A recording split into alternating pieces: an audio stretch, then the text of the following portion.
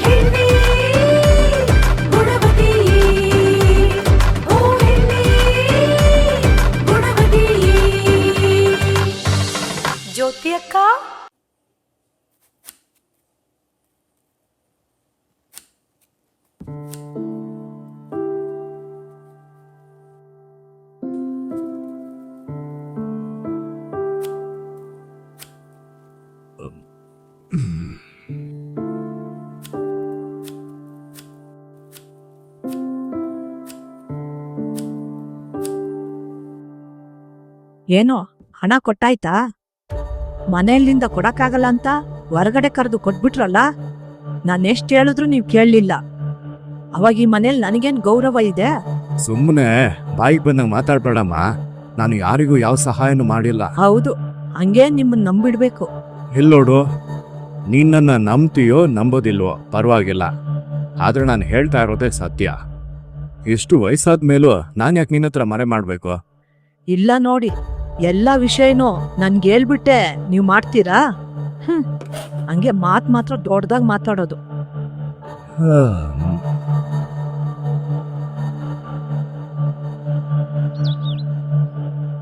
ಏನಣ್ಣ, ಹೇಗಿದ್ದೀರಾ? ಚೆನ್ನಾಗಿದ್ದೀನಿ ಜ್ಯೋತಿ. ನಮ್ಮ ಅಣ್ಣ ನೀನ್ ಹೇಳೋದ್ನೇ ಕೇಳಿ ನಡೆಯೋದು ಅನ್ಸುತ್ತೆ. ಆ ಥರ ಏನಿಲ್ವಲ್ಲ. ಅವ್ರಿಗೇನಾದ್ರೂ ಆಲೋಚನೆ ಬೇಕು ಅಂದ್ರೆ ಮಾತ್ರ ನಾನು ಮಾತಾಡ್ತೀನಿ ಅಷ್ಟೇ. ನನ್ನ ವಿಷಯನೂ ಕೂಡ ಅಣ್ಣ ನಿನ್ನ ಹತ್ರ ಹೇಳಿರ್ತಾರಲ್ವಾ? ಏನ್ ಯೋಚನೆ ಮಾಡ್ತಿದ್ಯಾ ಜ್ಯೋತಿ? ಏನೂ ಇಲ್ಲ. ಸುಮ್ಮನೆ ಹೇಳ್ಬೇಡಮ್ಮ. ನಿನ್ ಮುಖ ನೋಡಿದ್ರೇನೆ ಏನೋ ಕೇಳೋದಕ್ ಬಂದಿರೋ ತರ ಇದೆ. ಅಲ್ಲ, ನೀವು ನಿಮ್ಮ ಅಣ್ಣನ ಹತ್ರ ಹಣ ಇಸ್ಕೋತಿರಲ್ವಾ, ಅದು ನಿಮ್ಮನ್ನ ಬಾಧಿಸಲ್ವಾ? ನಿಮ್ಮೇಲೆ ತಪ್ಪು ಹೊರಿಸ್ಬೇಕು ಅಂತ ನಾನು ಹೇಳ್ತಿಲ್ಲ. ತಪ್ಪಾಗಿ ಹೇಳಿದ್ರೆ ಕ್ಷಮಿಸ್ಬಿಡಿ. ನಾನೇನ್ ತಪ್ಪಾಗಿ ಅನ್ಕೊಳ್ಳಲ್ಲ ಬಿಡಮ್ಮ. ನನ್ನ ಪರಿಸ್ಥಿತಿ ಆ ಥರ ಇದೆ. ನಾನು ಚೆನ್ನಾಗಿ ಸೌಕರ್ಯವಾಗಿರುವಾಗಲೂ ನಮ್ಮ ಅಣ್ಣನ ಹತ್ರ ಇಸ್ಕೊಂಡು ಅಭ್ಯಾಸ ಆಗೋಗ್ಬಿಡ್ತು. ಮನೆಗೆ ನಾನು ಏನು ಖರ್ಚೆ ಮಾಡೋದಿಲ್ಲಮ್ಮ, ಎಲ್ಲ ನಮ್ಮ ಅಣ್ಣನೇ. ನಾನು ನನ್ನ ಮಕ್ಳಿಗೆ ಸೇರಿಸ್ಬೇಕು ಅಂದ್ಕೊಂಡೆ, ಚೆನ್ನಾಗಿ ಸೇರಿಸು ಇಟ್ಟೆ. ಆದರೆ ನನ್ನ ಮಕ್ಕಳು ನನ್ನ ಸೇರಿಸ್ಕೊಳ್ಳೋಕೆ ಇಷ್ಟನೇ ಪಡಲಿಲ್ಲ. ಆಮೇಲೆ ನನ್ನ ಮಕ್ಕಳು ಅವ್ರ ಹೆಂಡತಿ ಮಾತು ಕೇಳಿಕೊಂಡು ನನ್ನನ್ನು ಬಿಟ್ಟು ಹೋಗ್ಬಿಟ್ರು. ಅವರಿಗೋಸ್ಕರನೇ ನಾನು ಈ ಥರ ಬಾಳ್ದೆ. ಇವತ್ತು ನನ್ನ ಪರಿಸ್ಥಿತಿನ ಹೋಗಿ ಯಾರ ಹತ್ರ ಹೇಳ್ಕೊಳ್ಳೋದು? ಅದಕ್ಕೇನೆ ಅವಾಗ ನಮ್ಮ ಅಣ್ಣನ ಹತ್ರ ಬಂದು ಸಹಾಯಕ್ಕೆ ಹಣ ಇಸ್ಕೊಂಡು ಹೋಗ್ತೀನಿ. ನಮ್ಮ ಅತ್ತಿಗೆಗೆ ಇದು ಇಷ್ಟ ಇಲ್ಲ ಜ್ಯೋತಿ.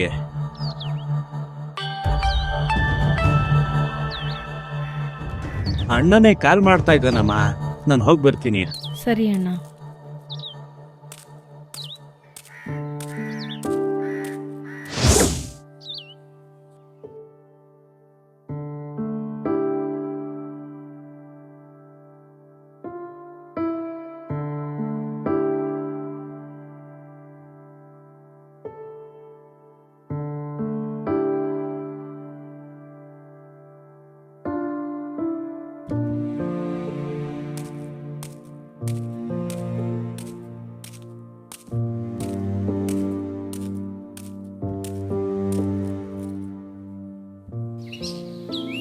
ಏನಪ್ಪ, ಹೇಗಿದ್ದೀರಾ? ಏನೋ ಇದೀನಮ್ಮ. ಏನಪ್ಪ ನೀವು ಹೀಗೆ ಹೇಳ್ತಿದ್ದೀರಾ? ನಾನು ಸೋತು ಹೋಗಿರುವಾಗ ನನ್ನ ಉತ್ಸಾಹಪಡಿಸಿ ಮೇಲೆತ್ತಿದೆ ನಿಮ್ಮ ಮಾತುಗಳು. ನೀವೇ ಈ ಥರ ಮಾತಾಡ್ತಿದ್ದೀರಲ್ಲ. ಏನು ಮಾಡೋದಮ್ಮ, ಪರಿಸ್ಥಿತಿ ಆ ಥರ ಇದೆ. ನನ್ನ ಹೆಂಡ್ತಿನ ನೆನೆಸಿ ಬೇಸರ ಮಾಡ್ಕೊಳ್ಳೋದ, ಇಲ್ಲ ನನ್ನ ತಮ್ಮನ ನೆನೆಸಿ ಕೋಪ ಮಾಡ್ಕೊಳ್ಳೋದ ಅನ್ನೋದೇ ಗೊತ್ತಾಗ್ತಿಲ್ಲ. ಅವನಿವಾಗ ಕಷ್ಟಪಡ್ತಿದ್ದಾನೆ, ಆದರೆ ನಾನಿವಾಗ ಅವನಿಗೆ ಹೆಲ್ಪ್ ಮಾಡಿದ್ರೆ ಇವಳಿಗೆ ಇಷ್ಟ ಆಗ್ತಾ ಇಲ್ಲ. ಅವನಿಗೆ ಬುದ್ಧಿ ಹೇಳೋಣ, ಸರಿಯಾಗಿ ಕೆಲಸ ಮಾಡು ಅಂತ ಹೇಳಿದ್ರೆ ಅವನು ಅದನ್ನು ಕೇಳ್ತಾನೆ ಇಲ್ಲ. ನಾನು ಏನು ಮಾಡಲಿ ಅಮ್ಮ? ಯಾರನ್ನು ನೋಡಲಿ, ಯಾರಿಗೆ ಆದರಣೆಯಾಗಿ ನಿಂತ್ಕೊಳ್ಳಿ, ಏನೂ ಗೊತ್ತಾಗ್ತಾ ಇಲ್ಲ. ನೀವು ನಿಮ್ಮ ತಮ್ಮನ ಮೇಲೆ ಇಟ್ಟಿರೋ ಪ್ರೀತಿ ನನಗೆ ಗೊತ್ತಾಗ್ತಿದೆ. ಅದನ್ನು ದೇವರು ಗಮನಿಸ್ತಿದ್ದಾರಪ್ಪ. ಖಂಡಿತ ಎಲ್ಲ ಬದಲಾಗುತ್ತೆ. ಆ ನಂಬಿಕೆಯಲ್ಲೇ ದೇವರನ್ನು ಹುಡುಕಿ ಬಂದಿದ್ದೀನಮ್ಮ. ಸರಿಮ್ಮ, ನೀನು ಹೋಗು, ನಾನು ಒಂದು ಸ್ವಲ್ಪ ಪ್ರಾರ್ಥನೆ ಮಾಡಿ ಬರ್ತೀನಿ. ಸರಿಪ್ಪ.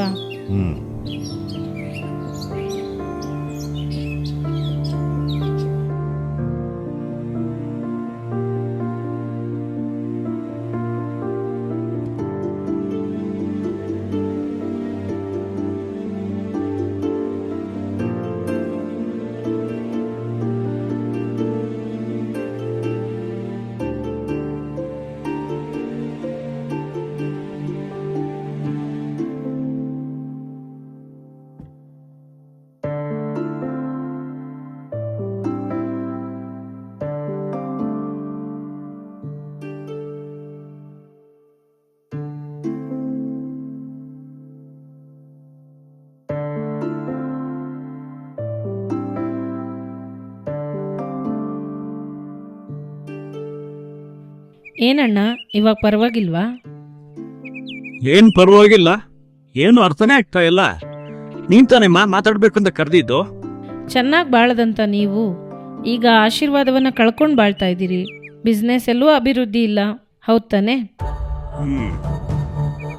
ಯಾಕೆ ಈ ಥರ ಆಯಿತು ಅಂತ ಯಾವತ್ತಾದರೂ ಯೋಚನೆ ಮಾಡಿ ನೋಡಿದ್ದೀರಾ? ಇದರಿಂದ ಹೊರಗಡೆ ಬರಬೇಕು ಅಂತ ಯಾವತ್ತಾದರೂ ಪ್ರಯಾಸ ಪಟ್ಟಿದ್ದೀರಾ? ಅಣ್ಣ, ನಾನು ಹೇಳೋದನ್ನು ಸ್ವಲ್ಪ ಗಮನಿಸಿ. ಜ್ಞಾನೋಕ್ತಿಗಳು 10:4-5 ಏನು ಹೇಳುತ್ತೆ ಗೊತ್ತಾ? ಜೋಲುಗೈ ದಾರಿದ್ರ್ಯ, ಅದೇ ಸಮಯದಲ್ಲಿ ಚುರುಕುಗೈ ಐಶ್ವರ್ಯ ಎಂಬುದಾಗಿ ಸತ್ಯವೇದ ವಾಕ್ಯ ಹೇಳುತ್ತೆ. ನಾವು ಕೈ ಹಾಕಿ ಮಾಡುವ ಕಾರ್ಯಗಳಲ್ಲಿ ಆಶೀರ್ವಾದ ಕಡಿಮೆ ಆಗೋದಕ್ಕೆ ಒಂದು ಕಾರಣ ಜೋಲುಗೈಯಲ್ಲಿ ಕೆಲಸ ಮಾಡುವಂಥದ್ದು.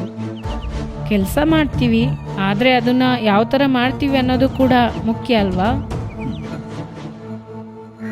ಚುರುಕಾಗಿ ಕೆಲಸ ಮಾಡಬೇಕು. ಕೆಲಸವನ್ನು ಕೂಡ ಅರ್ಧಂಬರ್ಧ ಮನಸ್ಸಿಂದ ಸೋಮಾರಿಯಾಗಿ ಮಾಡಿದ್ರೆ ದಾರಿದ್ರ್ಯನೇ ಬರೋದು. ಕೆಲವರು ಕೆಲಸ ಮಾಡೋದನ್ನು, ಶ್ರಮಪಟ್ಟು ದುಡಿಯೋದನ್ನು ಇಷ್ಟಪಡಲ್ಲ.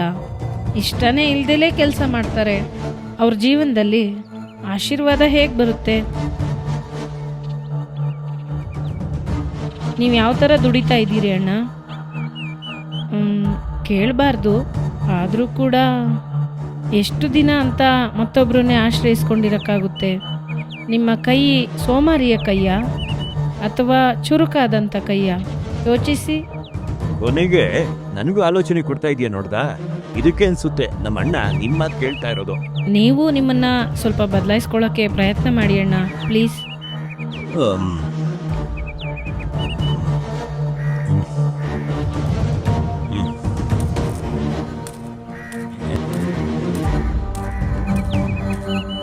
We are the money.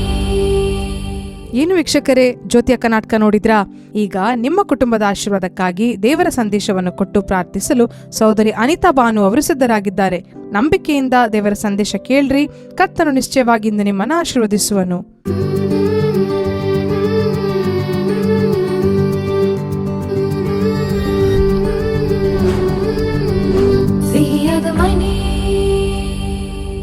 ಕ್ರಿಸ್ತನಲ್ಲಿ ಪ್ರಿಯರಾದವರೇ, ದೇವರಾಗಿರುವ ಯೇಸು ಕ್ರಿಸ್ತನ ಮಧುರವಾದ ನಾಮದಲ್ಲಿ ಈ ಸಿಹಿಯಾದ ಮನೆ ಕಾರ್ಯಕ್ರಮಕ್ಕೆ ನಿಮ್ಮನ್ನು ಪ್ರೀತಿಯಿಂದ ಆಹ್ವಾನಿಸುತ್ತೇವೆ. ದೇವರಾಗಿರುವ ಯೇಸು ಕ್ರಿಸ್ತನ ಮಧುರವಾದ ನಾಮದಲ್ಲಿ ಕಾರ್ಯಕ್ರಮವನ್ನು ನೋಡುತ್ತಿರುವ ನಿಮ್ಮೆಲ್ಲರನ್ನು ವಂದಿಸುತ್ತೇವೆ.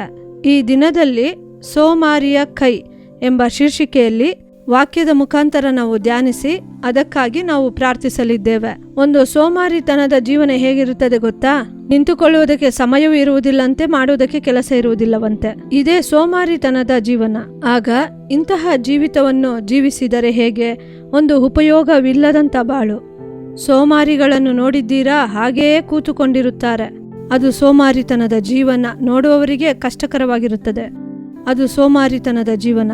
ನೋಡಿರಿ, ಒಬ್ಬ ಶಿಕ್ಷಕಿಯ ಗಂಡ ನೋಡಿದ್ರೆ ಅವರು ದೊಡ್ಡ ಬಿಸ್ನೆಸ್ ಮ್ಯಾನ್ ರೀತಿ ಇರುತ್ತಾರೆ. ನೋಡುವುದಕ್ಕೆ ಚೆನ್ನಾಗಿ ಹೈಫೈ ಆಗಿ ಡ್ರೆಸ್ ಮಾಡಿಕೊಳ್ಳುತ್ತಿದ್ದರು. ಹಾಗೆ ಮನುಷ್ಯನನ್ನು ನೋಡಿದರೆ ಹೈಫೈ ಆಗಿ ಇರುತ್ತಾರೆ. ಆದರೆ ಕೆಲಸಕ್ಕೆ ಹೋಗುವುದಿಲ್ಲ. ಯಾವಾಗಲೂ ಮನೆಯಲ್ಲಿ ಮಲಗಿಕೊಂಡು ನಿದ್ದೆ. ಅವರ ಹೆಂಡತಿ ಟೀಚರ್ ಆಗಿದ್ದರು. ಆಗ ಟೀಚರನ್ನು ನೋಡುವುದಕ್ಕೆ ಪಾಪವೆನಿಸುತ್ತಿತ್ತು. ಮನೆಯ ಕಾರ್ಯವನ್ನು ಅವರೇ ನೋಡಬೇಕು, ಕೆಲಸಕ್ಕೂ ಅವರೇ ಹೋಗಬೇಕು, ಕುಟುಂಬದ ಕಾರ್ಯವನ್ನು ಅವರೇ ನೋಡಬೇಕಿತ್ತು. ಆ ಟೀಚರ್ ಗಂಡ ಒಂದು ಕೆಲಸವನ್ನು ಮಾಡುತ್ತಿರಲಿಲ್ಲ, ಒಂದು ಜಾಗಕ್ಕೂ ಹೋಗುತ್ತಿರಲಿಲ್ಲ. ಆದರೆ ಚೆನ್ನಾಗಿ ಡ್ರೆಸ್ ಮಾಡಿಕೊಳ್ಳುತ್ತಿದ್ದರು, ಚೆನ್ನಾಗಿ ತಿನ್ನುತ್ತಿದ್ದರು, ಚೆನ್ನಾಗಿ ನಿದ್ದೆ ಮಾಡಿ ಮಾಡಿ ಎದ್ದೊಳುತ್ತಿದ್ದರು. ಏನು ಉಪಯೋಗ ಅದು? ಎಂತಹ ಜೀವಿತ ಅದು? ಹಾಗೇ ಇದ್ದರು ಅವರು. ಅವರ ಜೀವನ ಅದೇ ಆಯಿತು. ಟೀಚರ್ ಬಳಿ ಕೇಳಿದರೆ ಅವರು ಏನು ಹೇಳುತ್ತಾರೆ? ಅವರು ಹಾಗೇ ಇದ್ದಾರೆ, ಹಾಗೇ ಜೀವನ ಮಾಡುತ್ತಿದ್ದಾರೆ ಎಂದು ಹೇಳುತ್ತಿದ್ದರು. ಇದೇ ಸೋಮಾರಿತನದ ಜೀವನ. ಇಂತಹ ಒಂದು ಗುಂಪು ಇದೆ. ಇಂಥವರನ್ನು ಕುರಿತು ಸತ್ಯವೇದವು ಏನು ಹೇಳುತ್ತದೆ ಎಂದು ನಾವು ನೋಡಿರಿ, ಸತ್ಯವೇದದಲ್ಲಿ ಹೇಳಲ್ಪಟ್ಟಿದೆ, ಸೋಮಾರಿತನದ ಕೈ ಕೆಲಸ ಮಾಡುವುದಕ್ಕೆ ಒಪ್ಪುವುದಿಲ್ಲವಂತೆ. ಮೊದಲು ಸೋಮಾರಿತನದ ಒಬ್ಬ ಮನುಷ್ಯನ ಕೈ ಕೆಲಸ ಮಾಡುವುದಕ್ಕೆ ಒಪ್ಪುವುದೇ ಇಲ್ಲವಂತೆ. ದೇವರು ನಮಗೆ ಏನು ಹೇಳಿದರು? ನೀನು ಕೈ ಹಾಕಿ ಮಾಡುವ ಎಲ್ಲ ಕೆಲಸಗಳಲ್ಲೂ ಆಶೀರ್ವಾದವನ್ನು ಉಂಟು ಮಾಡುವೆನೋ ಎಂದು ದೇವರು ವಾಗ್ದಾನ ಮಾಡಿದ್ದಾರೆ. ನಿನ್ನ ಕಷ್ಟಾರ್ಜಿತವನ್ನು ನೀನೇ ಅನುಭವಿಸುವಿ ಎಂದು ದೇವರು ವಾಗ್ದಾನ ಮಾಡಿದ್ದಾರೆ. ಮೊದಲ ವ್ಯಕ್ತಿಯಾದ ಆದಾಮನನ್ನು ದೇವರು ಏದೆನ್ ತೋಟಕ್ಕೆ ಕರೆತರುವಾಗ, ನೀನು ಈ ತೋಟವನ್ನು ವ್ಯವಸಾಯ ಮಾಡಬೇಕು, ನೋಡಬೇಕು ಎಂದು ಹೇಳಿಯೇ ಕರೆದುಕೊಂಡು ಬಂದರು. ಇಲ್ಲ, ಈ ತೋಟದಲ್ಲಿ ತುಂಬ ಹಣ್ಣು ಹಂಪಲುಗಳಿವೆ, ನೀನು ಕಿತ್ತು ಕಿತ್ತು ತಿಂದು ನಿದ್ದೆ ಮಾಡು ಎಂದ ಹೇಳಿದರು? ಇಲ್ಲ, ಈ ತೋಟವನ್ನು ನೀನು ವ್ಯವಸಾಯ ಮಾಡಬೇಕು, ನೋಡಿಕೊಳ್ಳಬೇಕು ಎಂದು ಹೇಳಿದರು. ದೇವರು ಮನುಷ್ಯನಿಗೆ ಮೊದಲು ಕೊಟ್ಟಿದ್ದೇ ಕೆಲಸ. ಆ ಕೆಲಸವನ್ನು ನಾವು ಹೇಗೆ ಮಾಡಬೇಕು ನೋಡಿರಿ. ಸತ್ಯವೇದದಲ್ಲಿ ಹೇಳಲ್ಪಟ್ಟಿದೆ. ಜ್ಞಾನೋಕ್ತಿಗಳು 10:4 ಓದಿ ನೋಡಿರಿ. ಜೋಲುಗೈ ದಾರಿದ್ರ್ಯ, ಚುರುಕುಗೈ ಐಶ್ವರ್ಯ ಎಂದು ಹೇಳಲ್ಪಟ್ಟಿದೆ. ಆಗ ಜೋಲು ಕೈಯಲ್ಲಿ ಕೆಲಸ ಮಾಡಿದರೂ ಅವನು ಹೇಗೆ ಇರುತ್ತಾನಂತೆ? ದಾರಿದ್ರ್ಯನಾಗಿಯೇ ಇರುತ್ತಾನೆ, ಐಶ್ವರ್ಯವಂತನಾಗಲಾಗುವುದಿಲ್ಲ. ಯಾಕೆ ಗೊತ್ತಾ? ಸೋಮಾರಿತನದ ಕೈಯಿಂದ ಕೆಲಸ ಮಾಡಿದರೆ ದೇವರು ಆಶೀರ್ವದಿಸಲು ಆಗುವುದಿಲ್ಲ. ದೇವರು ಹೇಳುತ್ತಿದ್ದಾರೆ, ನೀನು ಕೈ ಹಾಕಿ ಮಾಡುವ ಕೆಲಸವನ್ನು ಆಶೀರ್ವದಿಸುವೆನು ಎಂದು. ಜೋಲುಗೈಯಲ್ಲಿ ಕೆಲಸ ಮಾಡಿದರೆ ದೇವರು ಆಶೀರ್ವದಿಸಲಾಗುವುದಿಲ್ಲ. ನೀವು ದರಿದ್ರರಾಗಿಯೇ ಇರುತ್ತೀರಿ. ನಾನೇ ಹೇಳಲಿಲ್ಲ, ಸತ್ಯವೇದವು ಹೇಳುತ್ತದೆ. ಆದರೆ ಚುರುಕು ಗೈಯಿಂದ ಕೆಲಸ ಮಾಡಿದರೆ ದೇವರು ಹೇಳುತ್ತಿದ್ದಾರೆ, ಐಶ್ವರ್ಯವಂತನಾಗುವಿ ಎಂದು. ನೋಡಿರಿ, ವಾಕ್ಯವು ಆ ರೀತಿ ಹೇಳಲ್ಪಟ್ಟಿದೆ. ಇಂದು ನಾನು ಎಷ್ಟೇ ದುಡಿದರೂ, ಯಾಕೆ ನನ್ನ ಬಾಳಲ್ಲಿ ಎಷ್ಟೇ ದುಡಿದರೂ ಆಶೀರ್ವಾದವಿಲ್ಲ? ಇಂಥ ಪ್ರಶ್ನೆಗಳನ್ನು ಕೇಳುತ್ತಾ ಕೂತಿದ್ದೀರಲ್ಲವಾ? ಸೋಮಾರಿತನವಾಗಿ ಕೆಲಸ ಮಾಡುವುದು, ಚುರುಕಾಗಿ ಇರುವುದಿಲ್ಲ. ಏನೋ ಬಂದೆವು, ಕೆಲಸ ಮಾಡಲೇಬೇಕಲ್ಲವಾ? ಈ ರೀತಿಯೆಲ್ಲ ಮನಸ್ಸಿನಲ್ಲಿ ಅಂದುಕೊಂಡ ಕೆಲಸ ಮಾಡಿದರೆ ಆ ಕೆಲಸ ಹೇಗಿರುತ್ತದೆ? ಯೋಚಿಸಿ ನೋಡಿರಿ. ಹೀಗೆ ನೀವು ಕೆಲಸ ಮಾಡುವುದರಿಂದಲೇ ಆಶೀರ್ವಾದವನ್ನು ನಾವು ದೇವರಿಂದ ಹೊಂದಿಕೊಳ್ಳಲು ಆಗುತ್ತಿಲ್ಲ. ಅನೇಕರು ಆಶೀರ್ವಾದವನ್ನು ಕಳೆದುಕೊಳ್ಳುವುದಕ್ಕೆ ಕಾರಣವೇ ಒಂದು ಆಕ್ಟಿವ್ ಆಗಿ ಬ್ರಿಸ್ಕ್ ಆಗಿ ಇದ್ದು ಈ ಕೆಲಸಗಳನ್ನೆಲ್ಲ ನಾವು ಮುಗಿಸಬೇಕು, ಹೋಗುವಷ್ಟರಲ್ಲಿ ಮುಗಿಸಬೇಕು, ಈ ಟಾರ್ಗೆಟ್ ಅನ್ನು ಮುಗಿಸಬೇಕು, ಇಷ್ಟು ದಿನದಲ್ಲಿ ಮುಗಿಸಬೇಕು. ಆ ರೀತಿ ಮಾಡುವುದಕ್ಕೆ ಮನಸ್ಸೇ ಇಲ್ಲದೆ ಏನೋ ಬೇಕಾಬಿಟ್ಟಿ ಹೇಗೋ ಮಾಡಬೇಕು, ಸಿಕ್ಕಿಕೊಂಡೆವಲ್ಲ, ಆ ರೀತಿ ಯೋಚಿಸಿ ಕೆಲಸವನ್ನು ಮಾಡುವುದರಿಂದಲೇ ಇನ್ನು ಇರುವ ಸ್ಥಿತಿಯಲ್ಲೇ ಇದ್ದುಕೊಂಡು ಬಡವರಾಗಿಯೇ ಇದ್ದೇವೆ. ಒಂದು ಒಳ್ಳೆಯ ಜೀವಿತ ಇಲ್ಲದೆ ಇದ್ದೇವೆ, ಆಶೀರ್ವಾದ ಇಲ್ಲದೆ ಇದ್ದೇವೆ. ಅದಕ್ಕೆ ಕಾರಣ ಏನು ಗೊತ್ತಾ? ನಾವು ಚುರುಕಾಗಿ ಕೆಲಸ ಮಾಡದೇ ಇರುವುದು. ಎರಡನೆಯದು ನೋಡಿರಿ, ದೇವರ ವಾಕ್ಯ ಈ ರೀತಿ ಹೇಳುತ್ತದೆ. ಜ್ಞಾನೋಕ್ತಿಗಳು 6ನೇ ಅಧ್ಯಾಯವನ್ನು ನಾವು ಓದುವಾಗ, ಸೋಮಾರಿಯೇ ಎಷ್ಟು ಹೊತ್ತು ನಿದ್ರೆ, ನಿದ್ರೆಯಿಂದ ಯಾವಾಗ ಎಚ್ಚರಗೊಳ್ಳುವೆ. ನೋಡಿರಿ, ನಿದ್ರೆ ಮಾಡಬೇಕು. ನಿದ್ರೆ ಒಬ್ಬ ಮನುಷ್ಯನಿಗೆ ಅವಶ್ಯಕವಾದದ್ದು ಅಲ್ಲವಾ? ನಿದ್ದೆ ಬರುವಾಗ ಮಲಗಿಕೊಳ್ಳಬೇಕು. ನಿದ್ದೆ ಮಾಡುವುದಕ್ಕೆ ಒಂದು ಸಮಯವಿದೆ, ಒಂದು ಕಾಲವಿದೆ. ರಾತ್ರಿಯೆಲ್ಲ ನಿದ್ದೆ ಮಾಡುತ್ತೇವೆ, ರೆಸ್ಟ್ ಮಾಡಬೇಕು, ಇಲ್ಲ ಎಂದು ಹೇಳುವುದಿಲ್ಲ, ಅದು ಸತ್ಯವೇ. ಆದರೆ ಕೆಲವರನ್ನು ನೋಡಿರಿ, ಕೂತುಕೊಂಡರೆ ಸಾಕು ನಿದ್ದೆ. ಕೆಲಸಕ್ಕೆ ಬಂದ ಜಾಗದಲ್ಲಿ ನಿದ್ದೆ, ಕೂತುಕೊಂಡು ನಿದ್ದೆ ಮಾಡುವುದು. ಬಸ್ಸಿನಲ್ಲಿ ಹತ್ತಿ ಕೂತುಕೊಂಡರೆ ನಿದ್ದೆ, ಆಲಯಕ್ಕೆ ಹೋಗಿ ಕೂತುಕೊಂಡರೆ ನಿದ್ದೆ ಮಾಡುವುದು. ಎಲ್ಲಿ ಕೂತುಕೊಂಡರೂ ತೂಗಡಿಸಿ ಬೀಳುವುದು. ಈ ನಿದ್ರೆ ಆಶೀರ್ವಾದವನ್ನು ಉಂಟು ಮಾಡುತ್ತದೆ. ಯೋಚಿಸಿ ನೋಡಿರಿ. ಮುಂಜಾನೆ ಎದ್ದೇಳುವುದಿಲ್ಲ, ಮಲಗಿಕೊಂಡೇ ಹಾಗೆ ಒದ್ದಾಡುತ್ತಾ ಹಾಸಿಗೆಯಲ್ಲಿ ಮಲಗಿಕೊಂಡೇ ಇರುವುದು. ನಂತರ ಆತುರದಿಂದ ಕೆಲಸಕ್ಕೆ ಓಡುವುದು. ಅಲ್ಲಿ ಹೋಗಿ ಸರಿಯಾಗಿ ಕೆಲಸ ಮಾಡಲು ಆಗುವುದಿಲ್ಲ, ಅಲ್ಲಿ ಆಕ್ಟಿವ್ ಇಲ್ಲದೆ ಕೆಲಸ ಮಾಡುವುದು. ಇಂಥವರನ್ನು ಕುರಿತು ಸತ್ಯವೇದ ಏನು ಹೇಳುತ್ತದೆ ಗೊತ್ತಾ? ಜ್ಞಾನೋಕ್ತಿಗಳು 26:14 ನೋಡಿದರೆ, ಕದವು ತಿರುಗುಣಿಯಲ್ಲಿ ಹೇಗೋ ಹಾಗೆ ಸೋಮಾರಿಯು ಹಾಸಿಗೆಯಲ್ಲಿ ಸುತ್ತಾಡುತ್ತಿರುವನು. ನೋಡಿರಿ ಎಷ್ಟು ಕಾರ್ಯವು ಬರೆಯಲ್ಪಟ್ಟಿದೆ ಎಂದು. ಹಾಗೆ ಸುತ್ತಾಡುತ್ತಾ ಎದ್ದು ನಿಂತುಕೊಳ್ಳುವಷ್ಟರಲ್ಲಿ ಈ ಸೋಮಾರಿತನ ಹೋಗುತ್ತದಾ? ಆ ದಿನ ಪೂರ್ತಿ ಹಾಗೆ ಇರುತ್ತದೆ, ಆ ಬಾಳು ಪೂರ್ತಿ ಹಾಗೆ ಇರುತ್ತದೆ. ಟಕ್ಕಂತ ಎದ್ದೇವಾ, ಬೇಗ ಕೆಲಸ ಮಾಡಿದೆವಾ? ಆ ರೀತಿ ಇಲ್ಲದೆ ಸೋಮಾರಿತನದ ಒಂದು ಜೀವಿತವನ್ನು ಜೀವಿಸಿದರೆ ಏನು ಜೀವಿತ ಅದು? ಯೋಚಿಸಿರಿ. ಒಂದು ಕೆಲಸಕ್ಕೆ ಹೋಗುತ್ತೇವೆ, ಒಂದು ಕಾರ್ಯವನ್ನು ಮಾಡುತ್ತೇವೆ, ಒಂದು ಉದ್ಯೋಗಕ್ಕೆ ಹೋಗುತ್ತೇವೆ, ಚುರುಕಾಗಿ ಇರಬೇಕು. ಸೋಮಾರಿತನವಾಗಿ ಇದ್ದರೆ ಆ ಬಾಳು ಆಶೀರ್ವದಿಸಲ್ಪಡುತ್ತದ? ದೇವರ ಆ ಜೀವಿತವನ್ನು ಆಶೀರ್ವದಿಸಲಾಗುವುದಿಲ್ಲ. ಈ ಸೋಮಾರಿತನ ಮನುಷ್ಯನಲ್ಲಿ ಏನನ್ನು ತರುತ್ತದೆ ಎಂದರೆ ನಿದ್ದೆಯನ್ನು ತರುತ್ತದೆ. ಈ ನಿದ್ದೆ ಒಬ್ಬ ಮನುಷ್ಯನಿಗೆ ಏನನ್ನು ಕೊಡುತ್ತದೆ ಎಂದರೆ, ನೀವು ಓದಿರಿ ಜ್ಞಾನೋಕ್ತಿಗಳು 23:21, ನಿದ್ರಾಸಕ್ತಿಯು ಅರಕು ಬಟ್ಟೆಗಳನ್ನು ಒದಿಸುವುದು. ನೋಡಿರಿ, ನಿದ್ದೆ ಅರಕು ಬಟ್ಟೆಯನ್ನು ಒದಿಸುತ್ತದಂತೆ, ಆಶೀರ್ವಾದವನ್ನ ತರುತ್ತದೆ. ನಿದ್ದೆ ಮಾಡುತ್ತಲೇ ಇದ್ದರೆ ಏನನ್ನು ತರುತ್ತದೆ? ನನಗೆ ಒಬ್ಬರು ತಿಳಿದವರಿದ್ದಾರೆ ನೋಡಿರಿ, ಅವರು ಚೆನ್ನಾಗಿ ಕೆಲಸ ಮಾಡುತ್ತಾರೆ, ಆದರೆ ಯಾವಾಗಲೂ ನಿದ್ದೆ. ಗಲ್ಲದಲ್ಲಿ ಕೂತುಕೊಂಡು ಸಹ ನಿದ್ದೆ ಮಾಡುತ್ತಿದ್ದರು. ಒಂದು ಅಂಗಡಿಗೆ ಯಜಮಾನನು ಗಲ್ಲದಲ್ಲಿ ಕೂತುಕೊಂಡು ನಿದ್ದೆ ಮಾಡಿದರೆ ಹೇಗೆ ಇರುತ್ತದೆ ಯೋಚಿಸಿ ನೋಡಿರಿ. ಅವರು ಕೂತುಕೊಂಡು ನಿದ್ದೆ ಮಾಡುತ್ತಿದ್ದರಂತೆ. ಅಂಗಡಿಗೆ ಬರುವವರೆಲ್ಲ ಅವರನ್ನು ತಟ್ಟಿ ಹೆಬ್ಬರಿಸಿ, ಈ ವಸ್ತುವನ್ನು ಕೊಡಿರಿ, ಅದನ್ನು ಕೊಡಿರಿ, ಇದನ್ನು ಕೊಡಿರಿ ಅಂತ ಸಾಮಾನುಗಳನ್ನು ಕೇಳುತ್ತಿದ್ದರಂತೆ. ಯಾರಾದರೂ ಅಂಗಡಿಯಿಂದ ಏನಾದರೂ ತೆಗೆದುಕೊಂಡು ಹೋದರೂ ತಿಳಿಯುತ್ತಿರಲಿಲ್ಲ. ಇಂತಹ ಒಂದು ಜೀವಿತವನ್ನು ನಡೆಸುತ್ತಾ ಒಂದು ಅಂಗಡಿಯನ್ನು ತೆರೆದು ಕೂತುಕೊಂಡರೆ ಹೇಗೆ ಆಶೀರ್ವಾದ ಬರುತ್ತದೆ ಯೋಚಿಸಿರಿ. ಆಗ ಆಶೀರ್ವಾದಕ್ಕೆ ತಡೆ ಯಾರು? ನಾವೇ. ಆಗ ಅದು ಹರಕು ಬಟ್ಟೆಗಳನ್ನು ಹೊದಿಸುತ್ತದೆ. ನಿದ್ರೆ ಆಶೀರ್ವಾದವನ್ನು ಕೊಡುವುದಿಲ್ಲ. 3ನೇದಾಗಿ ನೋಡಿರಿ, ಈ ಜ್ಞಾನೋಕ್ತಿಗಳು 20ನೇ ಅಧ್ಯಾಯ 13 ನೋಡಿರಿ. ನಿದ್ರಾ ನಿರತನಾಗಿರಬೇಡ, ಬಡವನಾದಿಯೇ. ಯೋಚಿಸಿ ನೋಡಿರಿ, ಈ ನಿದ್ರೆ ಎಲ್ಲಿಗೆ ಕರೆದುಕೊಂಡು ಬಂದು ನಿಲ್ಲಿಸುತ್ತದೆ? ಬಡವನಾಗುವಿ ಎಂದು ಹೇಳಲ್ಪಟ್ಟಿದೆ, ನೀನು ಬಡವನಾಗುತ್ತೀಯೇ. ತೂಗಡಿಸಿ ಬೀಳುವುದು, ಯಾವಾಗಲೂ ನಿದ್ದೆ ಮಾಡುವುದು, ಕೆಲಸ ಮಾಡುವುದಕ್ಕೆ ಮನಸ್ಸಿರುವುದಿಲ್ಲ, ದುಡಿಯುವುದಕ್ಕೆ ಮನಸ್ಸಿರುವುದಿಲ್ಲ. ನಿದ್ದೆ ಸೋಮಾರಿತನ ಎಂದು ದೇವರು ನಿಮ್ಮೊಂದಿಗೆ ಮಾತಾಡುತ್ತಿದ್ದಾರೆ. ನೀವು ಸಹ ಯಾವುದೋ ಒಂದು ಸೋಮಾರಿತನದಿಂದ ಕೆಲಸ ಮಾಡುವುದಕ್ಕೆ ಮನಸ್ಸಿಲ್ಲದೆ ಯಾವಾಗಲೂ ನಿದ್ದೆ ಮಾಡುತ್ತಿದ್ದರೆ ನಿಮ್ಮನ್ನು ಯಾರಾದರೂ ಪ್ರೀತಿಸುತ್ತಾರಾ? ಯೋಚಿಸಿ ನೋಡಿರಿ, ನಿಮ್ಮನ್ನು ಪ್ರೀತಿಸುತ್ತಾರಾ? ಸೋಮಾರಿಗಳನ್ನು ಯಾರಾದರೂ ಅಂಗೀಕರಿಸುತ್ತಾರಾ? ಈ ರೀತಿ ಸೋಮಾರಿತನದಿಂದ ಇದ್ದೀಯಾ? ಇಂತಹ ಒಂದು ಜೀವಿತವನ್ನು ಜೀವಿಸುತ್ತೀಯಾ? ಕುಟುಂಬಕ್ಕೆ ಆಶೀರ್ವಾದವಾಗಿದ್ದೀಯಾ? ಇಲ್ಲ ನೀನು ನಿನ್ನ ಬಾಳಿಗೆ ಆಶೀರ್ವಾದವಾಗಿದ್ದೀಯಾ? ಎಲ್ಲರೂ ಬೈಯುತ್ತಾರಲ್ಲ, ಎಲ್ಲರೂ ಹಾಗೆ ಮಾಡುತ್ತಾರಲ್ಲವಾ, ಆ ರೀತಿ ಮಾತಾಡುತ್ತಾರಲ್ಲ, ಕಾರಣರು ಯಾರು? ನಾವೇ ತಾನೇ. ನಾವು ಕೊಡುವ ಜಾಗವಲ್ಲವಾ? ನಾವು ಸೋಮಾರಿಯಾಗಿ ಇರುವುದರಿಂದಲೇ ಅಲ್ಲವಾ? ಆದ್ದರಿಂದಲೇ ಸತ್ಯವೇದವು ಸ್ಪಷ್ಟವಾಗಿ ಹೇಳುತ್ತದೆ, ಚಟುವಟಿಕೆಯಾಗಿ ಇರಲು ಇರುವೆಯ ಬಳಿ ಹೋಗಿ ಚುರುಕಾಗಿರುವಂಥ ಜ್ಞಾನವನ್ನು ಕಲಿತುಕೋ ಎಂದು ಸತ್ಯವೇದವು ನಮಗೆ ಆಲೋಚನೆ ಕೊಡುತ್ತದೆ. ಆಗ ಈ ಚಟುವಟಿಕೆಯಾಗಿ ಇರುವುದನ್ನು ನಾವು ಹೊಂದಿಕೊಳ್ಳಬೇಕು, ಆಶೀರ್ವಾದವನ್ನು ನಾವು ಹೊಂದಿಕೊಳ್ಳಬೇಕು. ಈ ಸೋಮಾರಿತನಕ್ಕೆ ನಾವು ಜಾಗ ಕೊಡಬಾರದು. ನೀನು ಎಷ್ಟು ಹೊತ್ತು ಬೆಡ್ಡಿನಲ್ಲಿ ಮಲಗಿಕೊಂಡೇ ಇರುತ್ತೀಯಾ? ಎಷ್ಟು ಹೊತ್ತು ಮಲಗಿರುತ್ತೀಯಾ? ಯಾವಾಗ ನಿನ್ನ ನಿದ್ದೆಯನ್ನು ಬಿಟ್ಟು ಎದ್ದೇಳುತ್ತೀಯಾ? ನಿನ್ನ ದಾರಿದ್ರ್ಯವನ್ನು ನೀಗಿಸಲು, ನಿನ್ನ ಬಡತನವನ್ನು. ಆಗ ದಾರಿದ್ರ್ಯ, ಬಡತನ, ಅರಕು ಬಟ್ಟೆಗಳನ್ನು ಹೊದಿಸುವಂಥ ಪರಿಸ್ಥಿತಿ, ನಾವು ಮೇಲೆ ಬರಲಾಗದಂತಹ ಪರಿಸ್ಥಿತಿ, ಇದಕ್ಕೆ ಕಾರಣ ಸೋಮಾರಿತನ ಎಂದು ದೇವರು ನಿಮ್ಮೊಂದಿಗೆ ಮಾತಾಡುತ್ತಿದ್ದಾರೆ. ಈ ರೀತಿ ಒಂದು ಗುಂಪು ಜನರು ಬಾಳುತ್ತಿದ್ದಾರೆ, ಯಾವುದಕ್ಕೂ ಉಪಯೋಗವಿಲ್ಲದೆ, ಅವರಿಗೆ ಅವರೇ ಪ್ರಯೋಜನವಿಲ್ಲದಂತೆ, ಕುಟುಂಬಕ್ಕೆ ಪ್ರಯೋಜನವಿಲ್ಲದೆ, ಯಾರಿಗೂ ಪ್ರಯೋಜನವಿಲ್ಲದೆ ಇಂತಹ ಒಂದು ಬದುಕು. ಈ ಬದುಕನ್ನು ದೇವರು ಕೂಡ ಇಷ್ಟಪಡುವುದಿಲ್ಲ, ನಿಮ್ಮ ಕುಟುಂಬಸ್ಥರು ಸಹ ಇಷ್ಟಪಡುವುದಿಲ್ಲ, ಸಮುದಾಯವೂ ಇಷ್ಟಪಡುವುದಿಲ್ಲ, ಯಾರೂ ಇಷ್ಟಪಡುವುದಿಲ್ಲ. ಇಂತಹ ಒಂದು ಬದುಕನ್ನು ಬದುಕಲ್ಲ ನಾವು ಈ ಲೋಕದಲ್ಲಿ ಹುಟ್ಟಿದೆವು, ಬೆಳೆದೆವು, ಬಾಳಿದೆವು, ದೇವರು ನಮ್ಮನ್ನು ಸೃಷ್ಟಿಸಿದರು. ಯೋಚಿಸಿರಿ, ದೇವರು ಮನುಷ್ಯನನ್ನು ಸೃಷ್ಟಿ ಮಾಡಿದ್ದು ಯಾಕೆ? ಆದಿಯಲ್ಲಿ ಮನುಷ್ಯನನ್ನು ತೋಟದಲ್ಲಿ ಇಟ್ಟು ಆ ತೋಟದಲ್ಲಿ ವ್ಯವಸಾಯ ಮಾಡು ಎಂದು ದೇವರು ಹೇಳಿದರು. ಕೆಲಸ ಮಾಡಬೇಕು, ಚುರುಕಾಗಿ ಕೆಲಸ ಮಾಡಬೇಕು.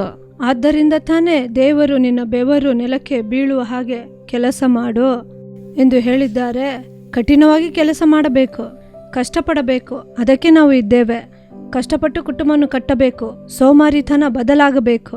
ಅದಕ್ಕಾಗಿ ನೀವು ದೇವರ ಪಾದದಲ್ಲಿ ಕೂತು, ಒಂದು ವೇಳೆ ಈ ಸೋಮಾರಿತನ ನನ್ನ ಜೀವಿತದಲ್ಲಿ ಇದೆ ಎಂದು ನೀವು ಯೋಚಿಸುತ್ತೀರಾ? ಚಿಂತಿಸಬೇಡಿ. ಆ ಸೋಮಾರಿತನ ತಾನೇ ನಿಮ್ಮನ್ನು ಎಲ್ಲರಿಂದ ಹಾಗೆ ಮಾಡಿ ದೂರ ಮಾಡುತ್ತದೆ. ಇಂದು ದೇವರ ಹಸ್ತದಲ್ಲಿ ನಿಮ್ಮನ್ನು ಒಪ್ಪಿಸಿಕೊಡಿರಿ. ದೇವರು ನಿಮ್ಮನ್ನು ಆಕ್ಟಿವ್ ಆಗಿ ಬದಲಾಯಿಸುತ್ತಾರೆ.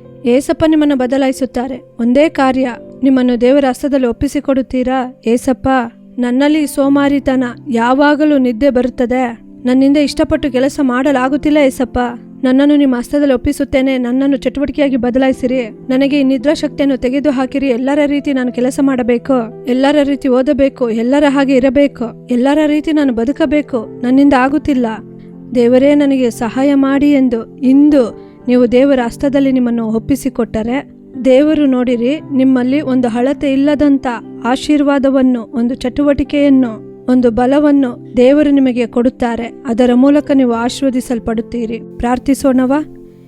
ಎಲ್ಲರೂ ಕಣ್ಣುಗಳನ್ನು ಮುಚ್ಚಿ ಮೊಣಕಾಲು ಹಾಕಿ, ಒಂದು ವೇಳೆ ಈ ಸೋಮಾರಿತನದಿಂದ ನೀವು ಬಾಧಿಸಲ್ಪಟ್ಟಿದ್ದೀರಿ ಅಂದುಕೊಂಡರೆ, ದೇವರ ಸಮ್ಮುಖದಲ್ಲಿ ಈಗ ನಿಮ್ಮನ್ನು ಒಪ್ಪಿಸಿಕೊಟ್ಟು ನೀವು ಪ್ರಾರ್ಥನೆ ಮಾಡಿರಿ.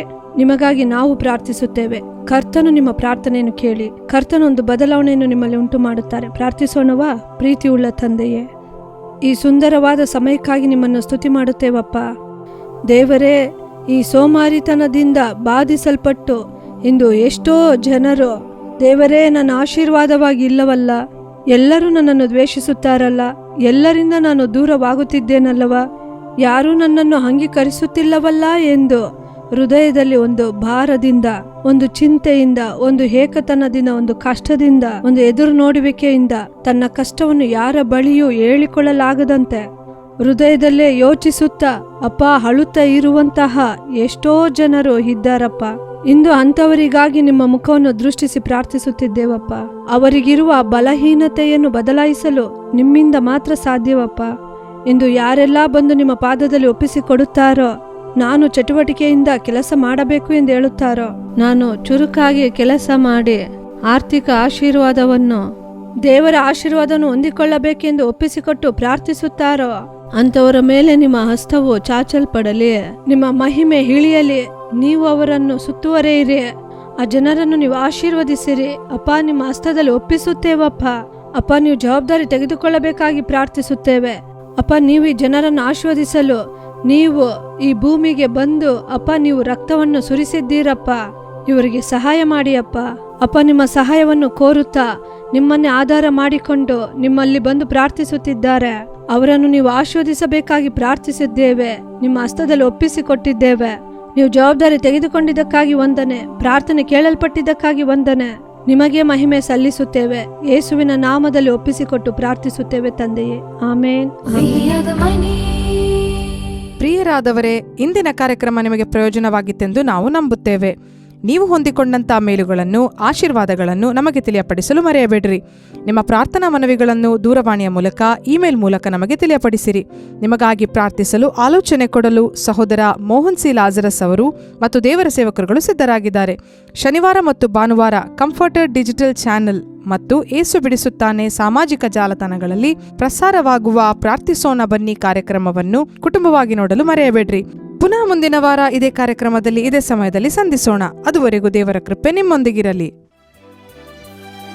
For further details and prayer support, Jesus Redeems Ministries, Nalamavadi, Thoothukudi District, 628-211. Our phone number 080-3545-4545. God bless you.